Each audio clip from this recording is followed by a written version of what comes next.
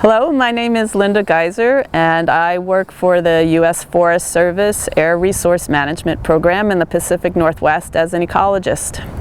I've been here for 20 years looking at air quality and climate trends in our area. And today I'd like to talk to you about why lichens are useful monitors of air quality and what types of pollutants we can monitor with them.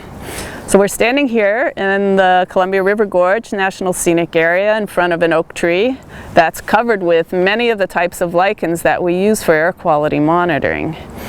And as you can see, there are a variety of shapes and sizes and colors, and that's pretty typical in a forest. And it also reflects the gradients that you see, or the variability you see in lichens in their sensitivity to air pollution.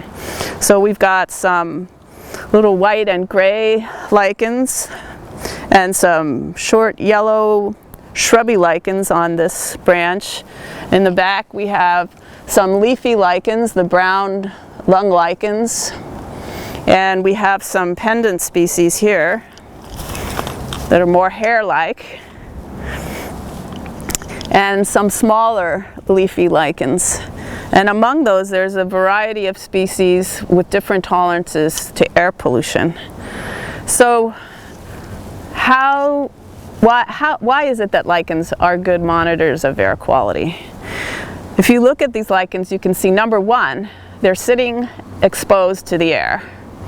And if you think about it, that means that they have to grow here and they have to get all of their nutrients, all of their constituents to grow from this location. They don't have any roots, so they can't pull up elements and nutrients from the soil. They have to get it from the air, from the canopy drip, from rainfall. So everything that's inside a lichen comes from the air. And the other reason they're good air pollution monitors is because they're not plants exactly, they're fungi.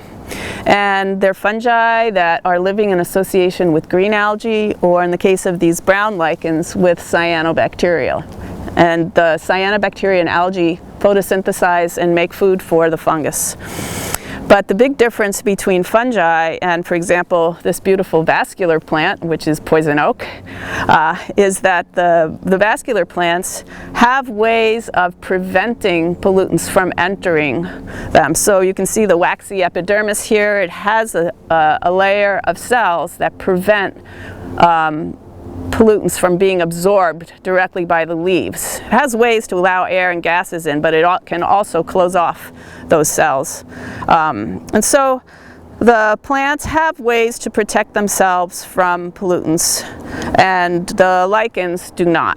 When they're sitting here in the rain, they're absorbing whatever dissolved in the rain. They don't have a way to keep it out. And when the sun comes out and the lichen dries back down, they concentrate whatever was in the rain inside the lichen. And that's why the levels of pollutants in lichens are proportional to what was in the air and the rain around them. And that's why they're useful for tracking pollutants that are in the air. The other way that I talked about a little bit earlier that they're useful is that they respond to pollutants differently. So some species are sensitive and some are tolerant. However, they're not sensitive to all pollutants. The primary pollutants that they're sensitive to are acid deposition from sulfur and nitrogen oxides, and they're also sensitive to fertilizing pollutants like ammonia, nitrates, and ammonium ions. So when you're interested in those types of pollutants, lichen community analysis is a good way to track them. And what happens is that the more pollutants, more nitrogen and sulfur containing pollutants, the greater the shift in the community compared to a clean site. So why would you be interested in those types of pollutants? In wilderness, for example, or on a national forest? It's because acidifying pollutants and fertilizing pollutants alter the chemistry of soils.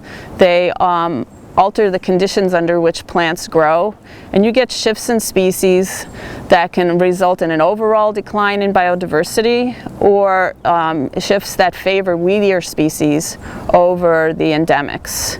So there are lots of changes that happen as you add pollutants to the air.